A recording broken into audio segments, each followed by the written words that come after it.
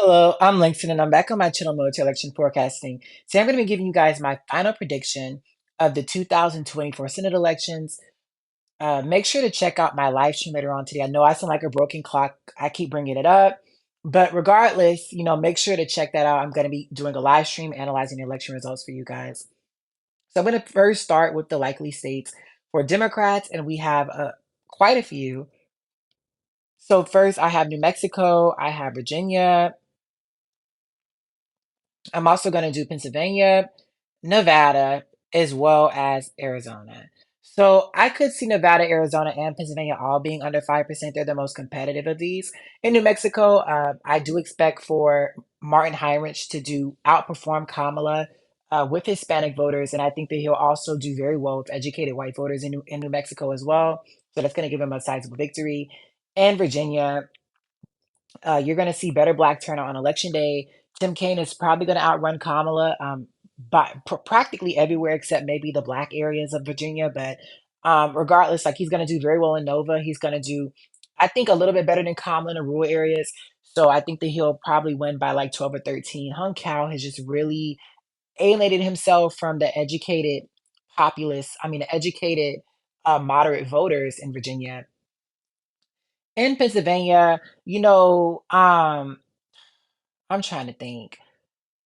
I just feel like that Dave McCormick is one of the most overrated candidates of all time. And, I might be proven wrong today, but Republicans lost to John Fetterman by five, like John Fetterman of all candidates.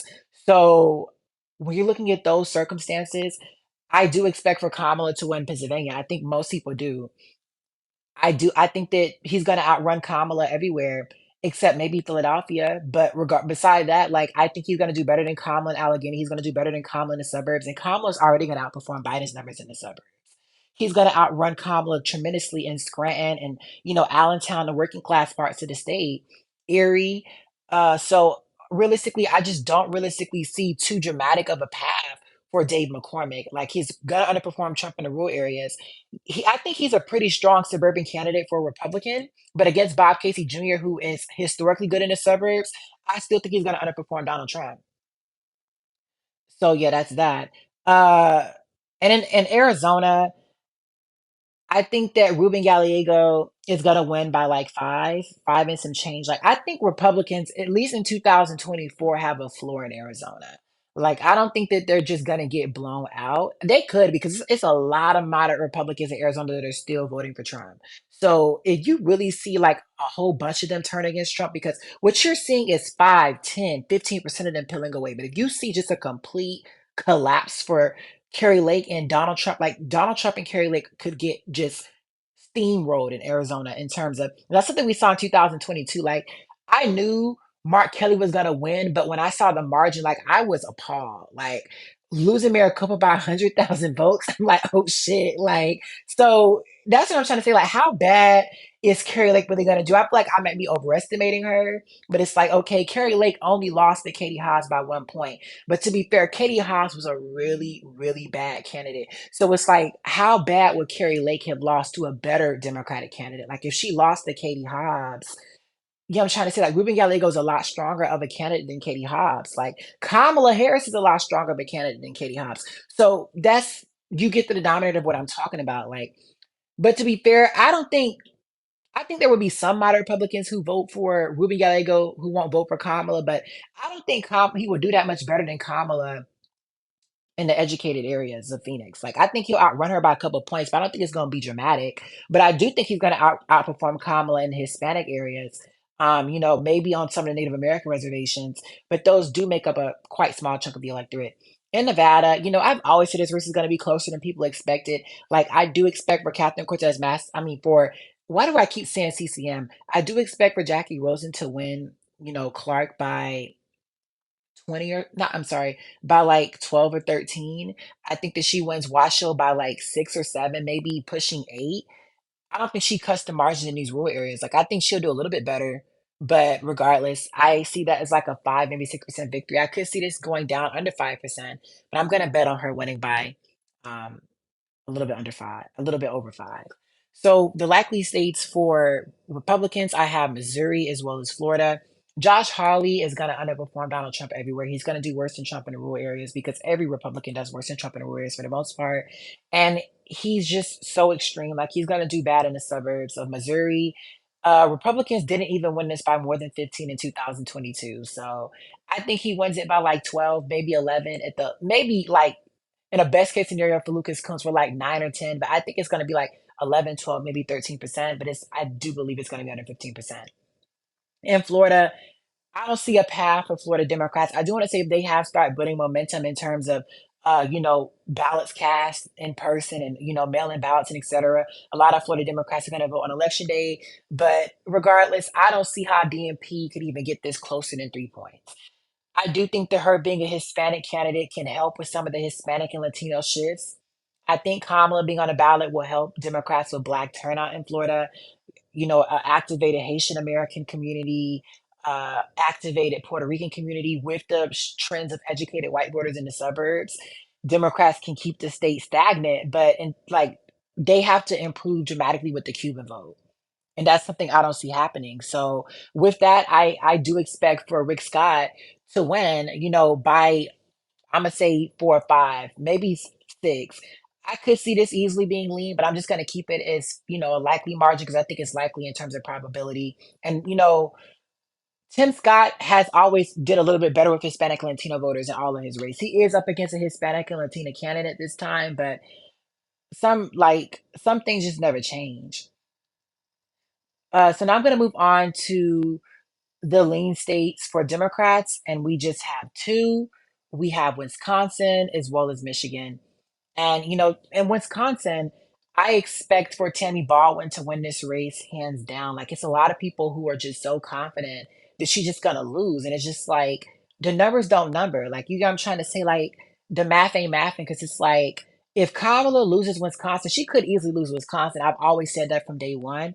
But Democrats and Republicans both have a ceiling. Like 2016, Trump beat Hillary by point 0.7. 2018, that governor's race was decided by 1.1.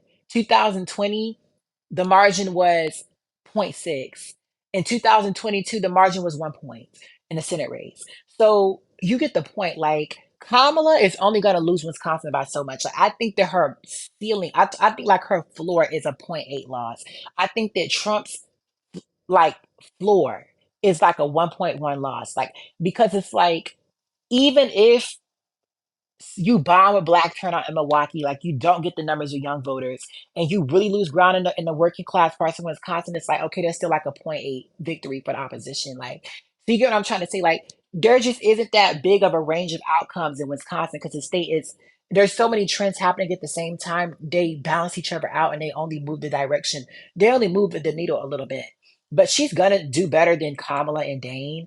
Kamala is going to help her with black turnout in Milwaukee. She's going to do pretty well in the wild counties, and she's going to outrun Kamala tremendously in the rural areas and the driftless parts of the state. So I don't see it for Eric Hodge. I think he's going to go down here by about 3 or 4 points, roughly similar to what you saw with in the Tony Evers race. I think it'll be a similar coalition to that, but I think she'll do better than what Tony Evers did in the working class parts of the state.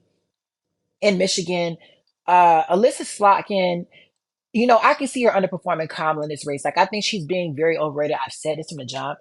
She's gonna underperform Kamala in Detroit and Flint and Saginaw. A lot of these black majority cities, because you have a lot of black people who vote for the top of the ticket but do not vote down ballot. We saw this with Gary Peters in 2020.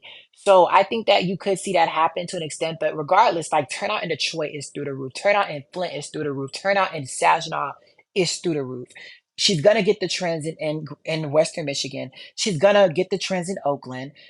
She's gonna do well with young voters in Ann Arbor. But I do want to say I could see her underperforming Kamala in these suburbs because these suburbs are a lot more Republican down ballot. Like John James did a lot better. He actually won Kent County. He won Ottawa by like 28. He barely even lost Oakland by a little bit more than double digits. So you could see that happen. But the flip side of that, she's gonna do better than Kamala in these rural areas and these working class areas. So that's that. The lean states for Republicans, I have two, Montana as well as Texas. Texas is arguably even chill. Like, I just think Republicans are being overrated in Texas. Like, I think they're gonna win, but I think Trump's only gonna win Texas by 3 or 4. I think Ted Cruz is gonna win Texas by like a point and a half, 2 points, like somewhere around that margin. I think I wouldn't be shocked if Ted Cruz just collapsed in the Dallas Fort Worth area, like collapsed in Austin. And turnout in Houston is pretty good. Like I think the Democrats are gonna, they're gonna gain ground in Houston. I think they're gonna do well with black turnout. And in Houston, they're gonna keep the trends up with the educated white voters. The biggest problem for them, and I've talked about this, is Montgomery County. Like this county right here is gonna stop Democrats from winning the state. I think that he's gonna outrun Kamala with a lot of these Hispanic voters in the Rio Grande because these voters are still a lot more Democratic down ballot. And Ted Cruz is not going to be able to turn on as many rural voters. Like Trump is really going to help Ted Cruz because I think if Ted Cruz is on the ballot by himself, he would not get the rural turnout he needs. But Trump is going to help him with rural turnout. But I still think he's going to underperform Trump in these rural areas. So yeah, I think that he wins narrowly, but he's definitely still favored in this race.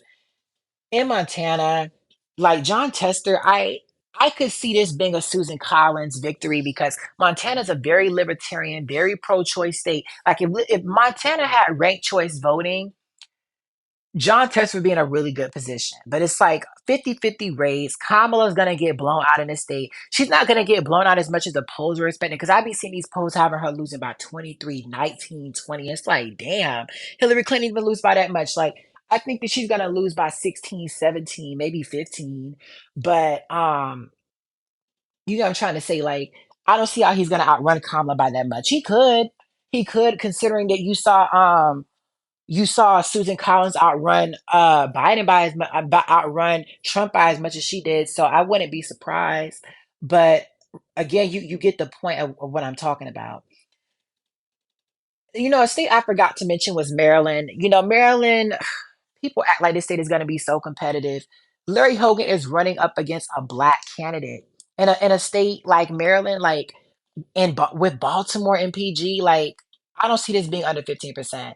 Like look at these margins. 89-7 for Donald Trump, like 87-10. And these numbers were even worse in 2022. Like like the Democrats cracked 90 in both of these counties. So you get the point. Like Kamala's gonna excite a lot of these black voters. Black voters in Maryland are voting for the potentially the first black woman president, the first black female senator. Like we know how this kind of Obama-esque turnout works in environments like this, and we're already seeing the energy of that. And I do think that Larry Hogan can cut the margins in Montgomery and Baltimore County, Howard County as well, but he's going to get served in those two counties, and that's going to be enough to give Angela Alston-Brooks like pushing a 20-point victory, I would suggest. But anyway, in Ohio, for the first time, I'm going to give Ohio to Sherrod Brown. And I have never had Sherrod Brown favored in this race. I've done a million of these Senate election predictions. I've always had Bernie Moreno winning this race. But Democrats are standing on business with turning out black voters in Cleveland. And that was the third piece of the puzzle I just did not see Sherrod Brown having. Like, he was going to do a lot better with the white working class than Kamala.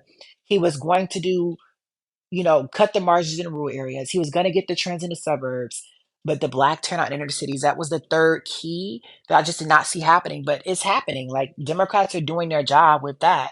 And if they continue to do that, I think that it'll be enough to give Sherrod Brown a very narrow victory. I could be wrong. Like maybe the trends in the working class parts of the state is just too unfortunate. But if black turnout, in Youngstown, Cleveland, like Columbus is good enough, right? Coupled with the suburbs, coupled with him, significantly outperforming common working class areas, the same when you see Marcy Copter do, I think that he'll hold on very, very narrowly. But that's all I have to predict. I have Republicans still winning the Senate 51-49. My only change in terms of flipping a state is Ohio to Democrats. This is a very, very big call for me because you know how hard I try to be accurate, and I hate predicting shit this wrong. So me moving Ohio up to being Till, I had to do a lot of analysis on that. But anyway, thank you guys so much for tuning in this video. Please like, comment, and subscribe down below, and have a nice day, you guys. Goodbye.